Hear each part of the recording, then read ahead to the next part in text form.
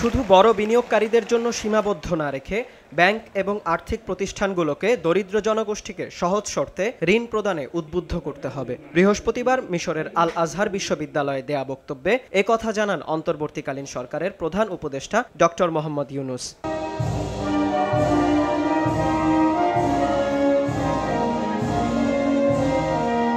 প্রধান উপদেষ্টা তার 40 মিনিটের বক্তব্যে বাংলাদেশের দারিদ্র্য বিমোচন ও নারী ক্ষমতায়নে ক্ষুদ্র ঋণের মাধ্যমে গ্রামীণ ব্যাংক ও গ্রামীণ টেলিফোনের ভূমিকা তুলে ধরে বলেন, চাকরি কোনো সুন্দর সমাধান নয়, বরং ব্যবসায়ী চমৎকার সিদ্ধান্ত। Banking system is wrong. The first time I became very bold. Banking ব্যবস্থার মূলনীতিতে সংস্কার আনতে হবে। দরিদ্র জনগোষ্ঠীকে এগিয়ে নিতে তাদের বেশি ঋণ দিতে হবে। The new principle would be the less you have, the more attention you get.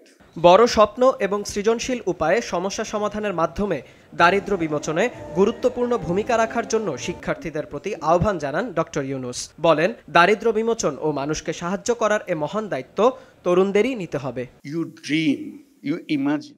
শিক্ষার্থীরাই পরিবর্তন আনতে পারে। মানুষের জীবন কিভাবে পরিবর্তন করা যায় তা নিয়ে তাদেরকেই ভাবতে হবে।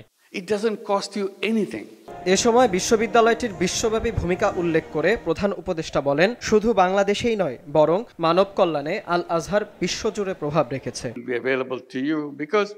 মানুষের কল্যাণে কাজ করার মানসিকতা, ইচ্ছা এবং জ্ঞান আল আজহার বিশ্ববিদ্যালয় দিয়ে থাকে। তাই এ বিশ্ববিদ্যালয়ের শিক্ষার্থীদের ভূমিকা শুধু বাংলাদেশেই নয়, বরং পুরো বিশ্বজুড়ে।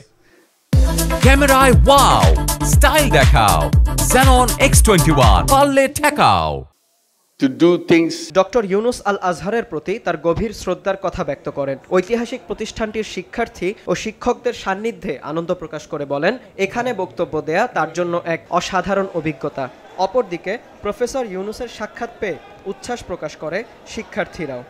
আমাদের জন্য আজকের দিনটি একটি খুবই আনন্দের দিন যে বাংলাদেশের এই সর্বপ্রথম কোনো রাষ্ট্রপ্রধান আল আজহারের এই কনফারেন্স সেন্টারে এবং আমাদেরকে একত্রিত করে একটি অনুষ্ঠানের আয়োজন করা হয়েছে।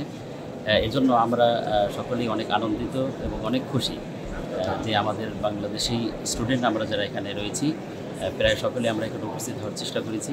আমাদের যিনি রাষ্ট্রপ্রধান আছেন তাকে আমরা সম্বর্ধনা দেওয়ার জন্য সরকার প্রধান মিশরে এসেছে এবং আল আজহার ইউনিভার্সিটিতে সরাসরি বক্তব্য প্রদান করেছে এবং এই বিষয়টি আমাদের জন্য যেমনিভাবে প্রথম দেশের জন্য তেমনিভাবে আমাদের এখানে সকল শিক্ষার্থীদের জন্য একটি নতুন অভিজ্ঞতা যে দেশের সরকার প্রধানকে বাংলাদেশের বিপ্লবোত্তর একজন সরকারকে সরাসরি সচক্ষে দেখা, তার বক্তব্য শোনা এবং বাংলাদেশের বিজয়ের ইতিহাস এবং তারতম্য নিয়ে উনি গুরুত্বপূর্ণ বক্তব্য দিয়েছে। আমরা অত্যন্ত কৃতজ্ঞতা বাংলাদেশ সরকারের প্রতি এবং বাংলাদেশ দূতাবাস মিশরের প্রতি। ধন্যবাদ। D8 সম্মেলনে যোগ দিতে গেল বুধবার মিশরে পৌঁছান প্রধান উপদেষ্টা। সম্মেলন শেষে বৃহস্পতিবার আল আজহার বিশ্ববিদ্যালয় শিক্ষার্থীদের উদ্দেশ্যে ভাষণ দেন তিনি। এ সময় উপস্থিত ছিলেন আল আজহার বিশ্ববিদ্যালয়ের চ্যান্সেলর অধ্যাপক ডক্টর সালামা দাউদ, উপ-উপাচার্য ডক্টর মাহমুদ সিদ্দিক, দু দেশের বিভিন্ন উচ্চপদস্থ কর্মকর্তা, বাংলাদেশ দূতাবাসের রাষ্ট্রদূত মিস সামিনা নাজ ও মিশরে অধ্যয়নরত বাংলাদেশি শিক্ষার্থীদের এক বিশাল অংশ। বিনিয়ামিন, RTV।